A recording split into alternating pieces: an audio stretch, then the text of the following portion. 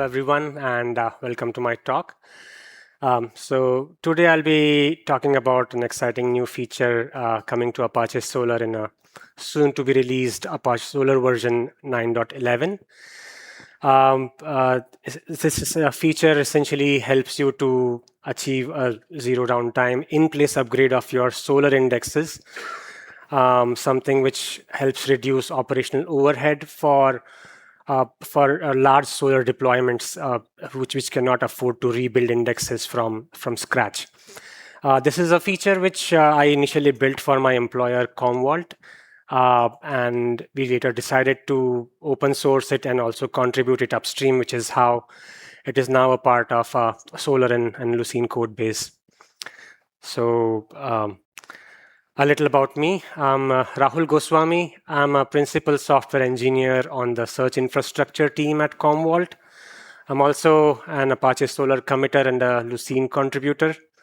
I've been in the search domain for a little over a decade at this point, mainly in the Lucene ecosystem of search engines, primarily Apache Solr. So I'll just give a brief overview of the agenda for this talk, and then we'll delve deeper into the individual points. Let's begin by explaining what is the problem that we are solving, and how does it affect everyone, and what's the solution at a conceptual level. Then we'll dig into the APIs and the mechanism to be able to achieve this upgrade, and we'll finally wind down with what are the implications and how does the solution that I'm about to present here also lay down a groundwork for similar work in other Lucene-based search engines. Because the problem that we're about to discuss here is something which impacts all the Lucene-based engines, be it Solr, Elasticsearch, or OpenSearch. Okay, so let me begin by describing the problem. As a lot of you must be who are working in the Lucene domain for a while know that in a Lucene index, once it's created in a certain version, for example, let's say it's created in 7.x, it can open fine if you upgrade to the next version. Let's say if you move to Solr 8.x, you're still good. But the moment you try to upgrade utilize the same index and upgrade to the next version of Solr, the index cannot be opened. Lucene, and that restriction comes at a Lucene level from the Lucene layer. The only known solution at this point is to rebuild your index from scratch at this point, and that if you have smaller installs, it is fine. You can throw away your index, recreate, rinse and repeat. But at many organizations, the scale is humongous, and like for example, in case of Commvault, we regularly have indexes which run over 1 billion documents, 5 terabytes plus. And if we are doing this at scale, reindexing from scratch is a tax that you cannot afford many a times, because obviously this comes at an additional hardware cost, potential downtime. You have concerns with respect to traffic cutover, which we have to be careful about. Worst case, if your source data is no longer available, then you're out of luck. So how about if somebody told you that you no longer have to do this anymore, and you can utilize your index and keep upgrading across major versions? And that's the problem that now Apache Solr has a solution to. So this brings us to the first intuition towards some sort of a shape of a solution. So let's say if you have an index which you created on Solr 8.x and you later upgraded to Solr 9.x, your index may look somewhat like what you see here. I mean, a Lucene index, as most of us know, is a collection of segments. So let's say your segments may some of them may be from 8.x. Later you upgraded to 9.x. You continue to write and you have a mix of 9.x and 8.x segments. So the n minus one, if you have to stay within the n minus one compatibility rule of Lucene, and if you are able to achieve the state which you see here in the after state, which is you convert all of your older segments into newer segments, then when you upgrade to Solr 10.x, you still have, there is a chance that you will be able to read this index fine. So that's what the problem now condenses down to, that how do we achieve this state? There are two primary tricky problems to be able to get here. One is that if you just try to simply merge or try to do a plain reindex, right? You don't have control on the merging aspect of the segments, and you may have an older segment merging with a newer segment and still polluting the resulting segment. It may have traces of the previous version.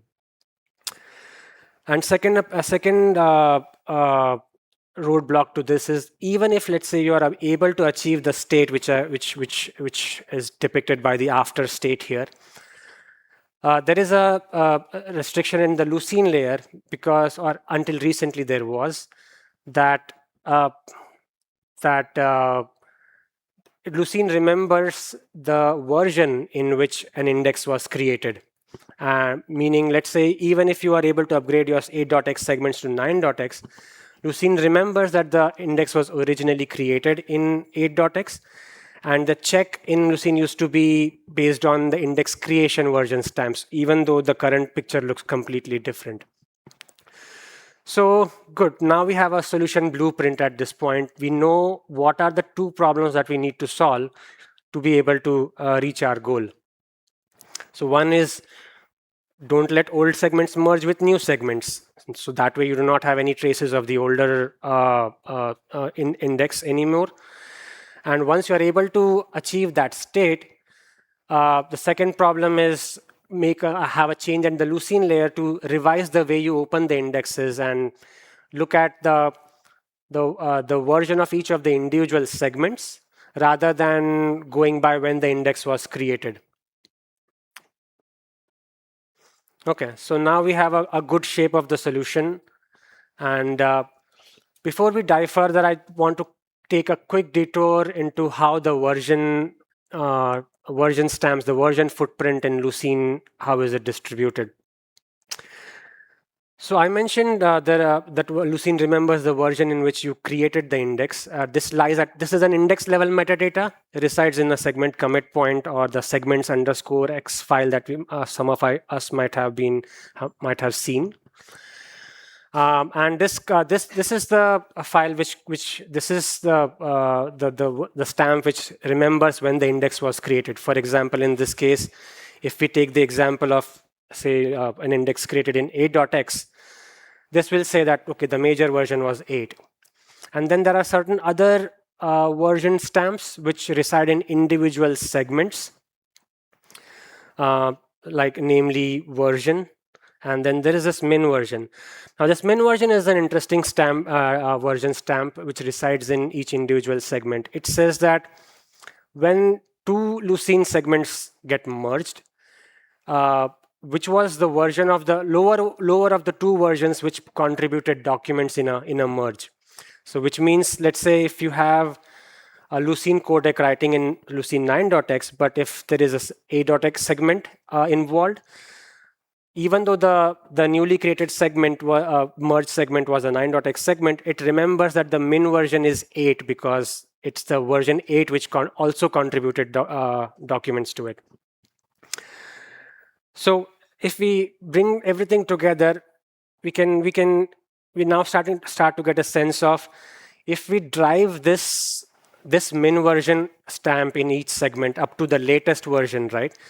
We can be completely convinced that there is no more trace of the older version codec in this segment, which means it's also, I mean, one point to realize is that this is a change which we are requesting of Lucene, which is a more foundational layer, right? and all of the index upgrade or the reindexing happens at an upper layer in Solr.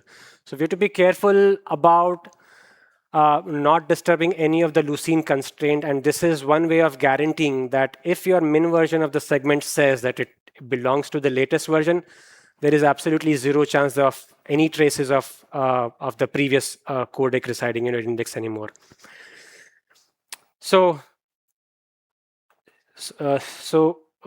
here we are then. So this forms our complete conceptual solution.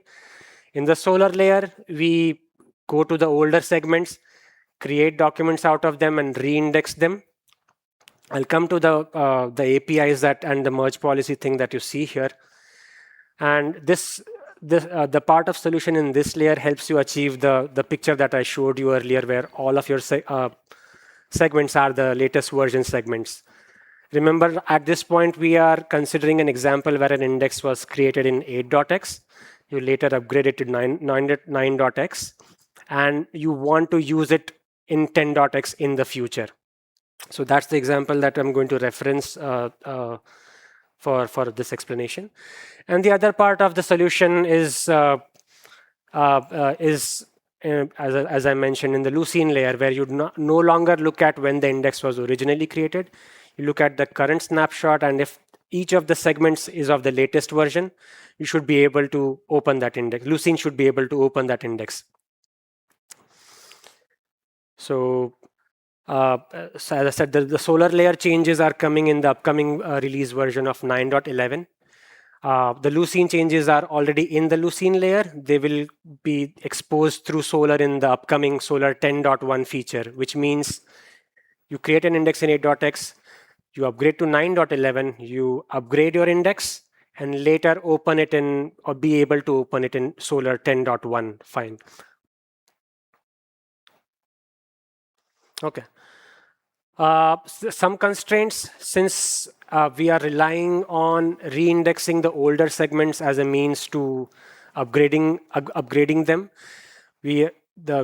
For this to be able to achieve this, you need the fields to be either stored or doc values true. If it's neither of these, then you need the field to be a copy field target. If, let's say, if it's not stored, it's not doc values either, it is still fine as long as that field is a copy field target, because it will be regenerated anyway. The second constraint is not really a constraint, it's just more like a heads up on a work in progress. We are going to discuss the APIs which are now exposed in Solr. The API form is at the moment only available in standalone mode, so as a core admin API. So and the work on the corresponding API in Solr Cloud is in progress. I'll allude to that in a bit. Having said that, even without the API, the same objective is still possible to achieve in Solr Cloud as well, based on whatever code is now present in Solr. Okay, so now we discussed the problem. We discussed the solution in concept.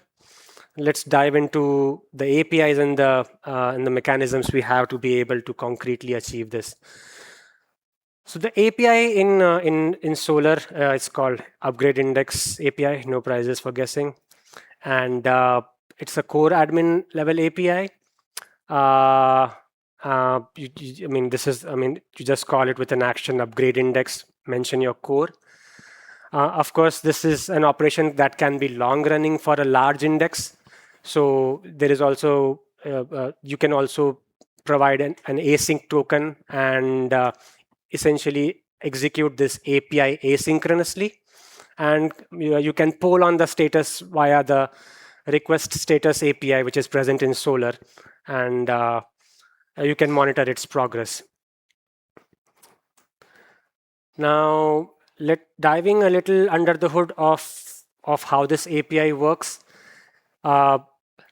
Remember we talked about preventing merges as being a central key point in this whole solution. So here is the flow. You install a merge policy called latest version merge policy. I'll come to this and why it's important. We identify older segments, rebuild the docs from those older Lucene segments, and you just ensure and validate at the end that all of the segments are now have been now converted to the latest codec. The latest version merge policy that you see here is it's kind of the hero of the story here. This simple design has certain advantages because the API iterates over older segments. All of the work is only proportional to whatever older segments you have in your index. You may have an index comprising of 100 segments. Say 20 of them were originally created in 8.x and 80 of them are in version 9.x. Because of this design, the work is only proportional to the 20 segments that you have. That's one advantage. Another is it helps you maintain continuity. Let's say you have your service goes down, right? And you have processed 4 of the 20 segments that I spoke about. The next time it comes, it only sees the remaining 16 as the older version, and it continues from there. Another advantage is, since we are reindexing older segments, as and when the whole segment gets reindexed, Lucene removes the 0 live documents older segment anyways. So your auxiliary space for doing this reindexing is only 1 segment at a time. So it's pretty space efficient as well. Okay. So I'll just delve into some important pieces of this flow, beginning with the latest version merge policy. This merge policy, it is essentially just lets, as the name suggests, only the latest version segments to participate in a merge. Meaning, again, coming back to our example, if you have 20 older segments and 80 newer segments, it will only allow the 80 newer segments to participate in merges if you have even like more incoming writes coming in. So this helps. This helps in 2 ways. It doesn't let you pollute your newer segments because of merges from the older segments, and it helps you provide a consistent snapshot of older segments, so you know the amount of work that needs to be done. And then I'll jump to the third block in here, which is essentially how you rebuild documents. It's kind of straightforward. You pick an old segment, you pick its stored fields, and then you pick it. You also extract its non-stored doc values only field because to be able to construct the whole document. Convert it into a Solr input document, which is Solr's abstraction for a Lucene document, and reindex it. Since Lucene by default reindexes everything onto a new segment because of the immutable design choice for older segments, this works well.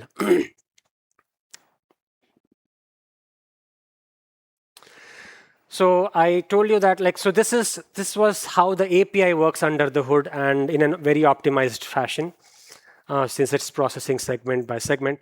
But the same outcome, it's also possible to achieve it even in Solr Cloud. The work for a corresponding API in Solr Cloud is still in progress. There is a PR which I will highlight in a bit. But if you have to achieve the same goal in Solr Cloud today without the API, you can essentially utilize the latest version merge policy, configure that as your merge policy for the collection, which helps you block the older segments from merging. You figure out the latest version stamp. So this version stamp is a monotonically increasing stamp which is associated with each Solr document, and it essentially gives you an idea of happens before in Solr. So if you are let's say on Solr 9.11 and you want to do this on Solr Cloud, you record the latest version that you have in your index and keep retain this version essentially till you're done with the processing.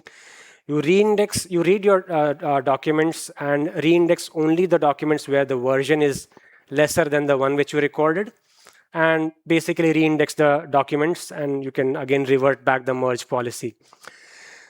This helps achieve the exact same purpose. You will have an upgraded index by the end of the process, and you should be able to open that index in 10.x. It's slightly less optimal than what we have in the API, because now you don't have a segment level control. You are essentially reindexing all of your documents, but that is only until we have the corresponding API ready. So yeah, bringing it all together, now we have achieved. We began from the first level where you saw a mix of 8.x and 9.x segments. We converted all of them to 9.x segments. There is also now a Lucene change in place, which reads the version of each individual segment rather than when it was created. And this helps you now open the index in 10.x without throwing away your index or needing to reindex it back from source data. Why it's zero downtime in place, I believe why it's in place is by now is pretty evident. So we are not creating any auxiliary or any aliases of the indexes. We are doing everything on the same index. And as I explained in the upgrade trajectory, now you create an index in 8.x, upgrade to 9.11, run the API or the mechanism which I just described. And once you upgrade to Solr 10.1, which is backed by Lucene 10.4, the index should be is still quite readable, and you can continue your operations as if nothing happened. Coming to the zero downtime aspect of it, as the indexing workload, as the reindexing workload is happening like any other indexing workload through the index writer, your queries continue to be served as this process is in progress. More importantly, even the writes continue to be accepted. You don't even have to really block your writes while this process is going on. And as I said, like no second copy of index, no swap, no separate cluster. So cost saving and no downtime. Now, coming to what implications does this solution have even beyond Solr? So as you realize by now, the Lucene change is the foundational change, which is now which can now benefit the entire Lucene ecosystem, be it Solr, Elasticsearch, OpenSearch. So the index opening part is something which all engines can now benefit from. We believe this approach also helps establish a pattern of freeze your old segments and selectively reindex older segments, an approach which even other engines can adopt and benefit from. So I think that this helps establish a good pattern whereby index upgradability in subject to certain constraints now becomes less painful. So as I promised, what's next is the corresponding upgrade index API for Solr Cloud as well, which leverages the core level index upgrade API. The PR is in progress, and this is the corresponding Jira for it. Hopefully, it should be available soon. And importantly, I would like to acknowledge a few people who played an important part in the journey of this feature. Beginning with Arun Prasad Amarendran. He's not in the room today. He's a VP at Commvault, my employer, which is where I first built this feature, for his support and for his backing of a bold in-place upgrade initiative. And to David Smiley for his in-depth reviews and ideas during the upstream Solr contribution. Michael Sokolov, who for backing the Lucene side changes and again for his PR reviews and for ideas to make this happen in the Lucene layer. So yeah, that's it from me. Thank you very much, and I'm happy to answer any questions if you have.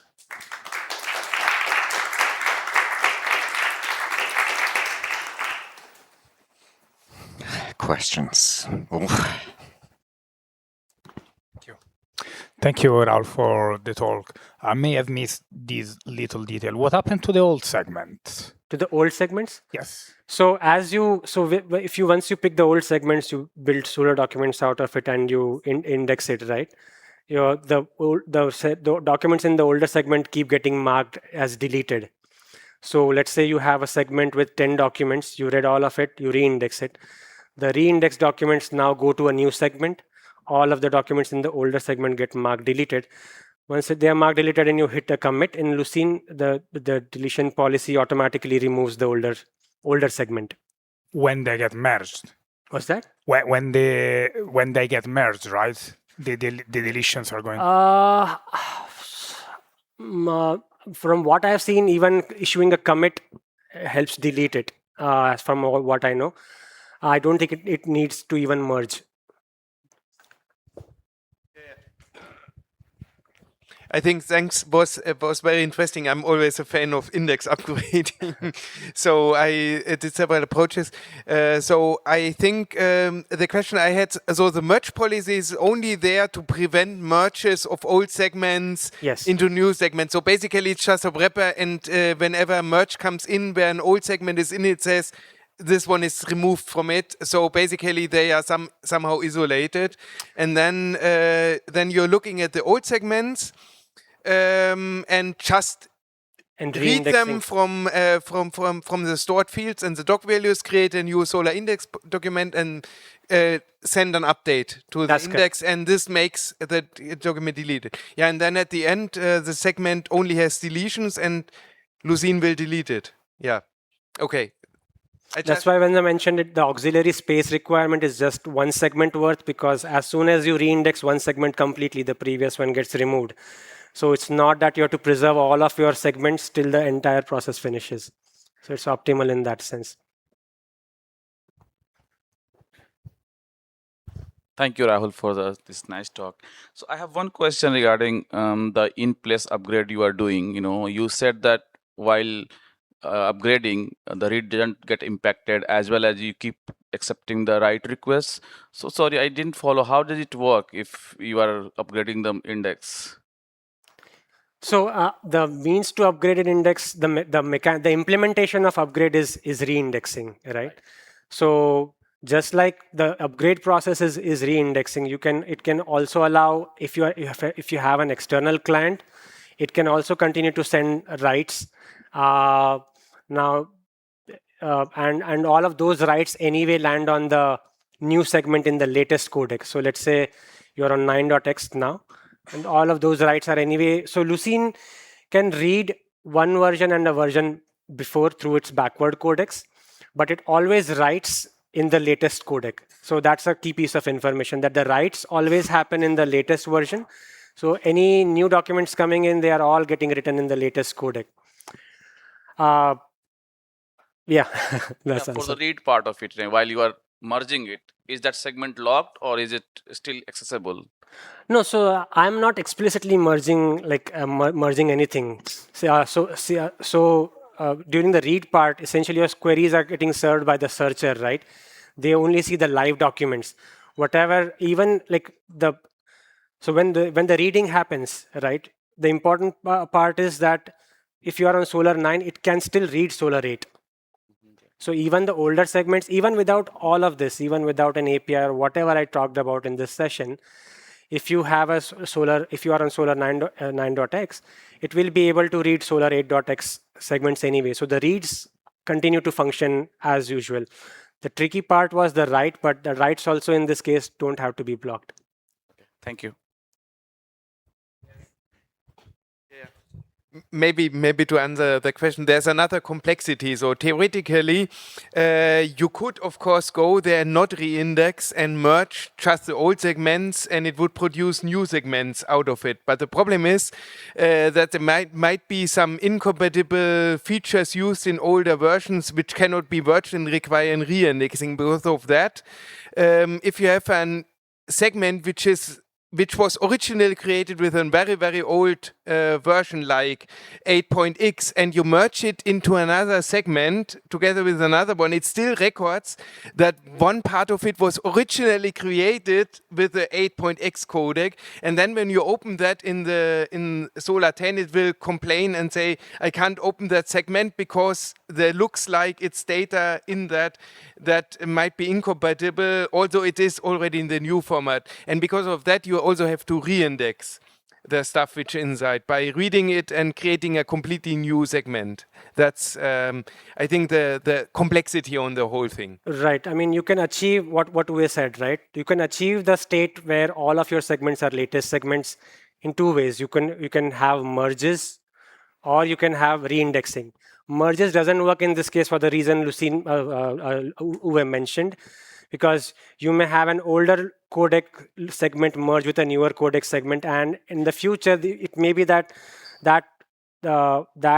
segment is missing some information which came as a result of some encoding change or some other change, and you may have some silent failures of, maybe, let's say, in this case, there was a change in the encoding of norms, which helps normalize a certain search field based on, and it affects scoring. So you may have some silent drifts in, for example, in scoring, which you may know, which is virtually impossible to track. So we want to ensure that we leave no trace of the older codec when we move further. So reindexing. So that's why I eliminated merging as an approach. And reindexing helps you achieve everything, keep the latest and greatest aspects of the codec and your analysis chain and all the bells and whistles.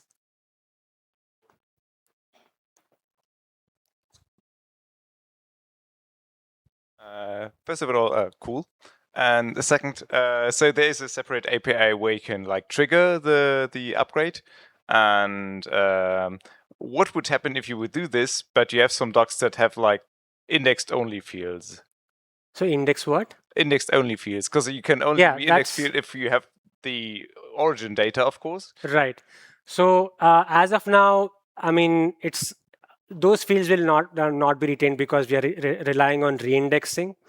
But as I said, there are times when if you don't, if you can afford to lose those fields, you can still go ahead with the API. It's not an answer that we want, but but yes, you are right that if you have fields which are index only fields, not stored, not doc values, and they're not even copy field targets. Like if your non-stored field is a copy field target, you are still fine because they'll get regenerated. But if that's not the case, then sure. In this case, those fields will not be preserved as a part of this upgrade process, because then you have to really go into that can only come from the Lucene codec, which we do not want to touch at a Solr layer. Thanks for the talk. What about failure? If I work on a productive index and it fails somewhere, am I able to recover it? Yeah. So the failure. Is your question specifically about failures or about restarts or anything? Is any kind of disruption? Maybe something is very wrong, IO exception, and the process aborts. Am I able to recover the index? Yeah, so that's, I mean, the design ensures that there is no risk of corruption here, because you are not fiddling with the existing segments at a codec level, which is like, we are not doing essentially merges and things like those. We are literally just reading older segments and reindexing them at Solr layer, right? So the answer to that is exactly same as what would happen if your index runs into error during a client indexing. So uh, if one is, there is no corruption risk here because you're indexing just like any other client of Solr. If it fails, it fails. Since we are not touching the segments at a codec level, there is no corruption. And secondly, if it fails, you don't lose progress because, let's say, as I mentioned, if you have 20 old segments, you had successfully reindexed 5 of them. Those have anyway gotten deleted and out of the system. And if you fail at that point, you are on the 6th segment, for example, when the failure occurs. Your maximum cost is reprocessing of that 6th segment. In fact, not even that because Solr records all of the updates in T-logs, so even those will be skipped. But yeah, I mean, even in case of that kind of a failure, you don't lose progress, and there is no risk of corruption. Thanks. Great.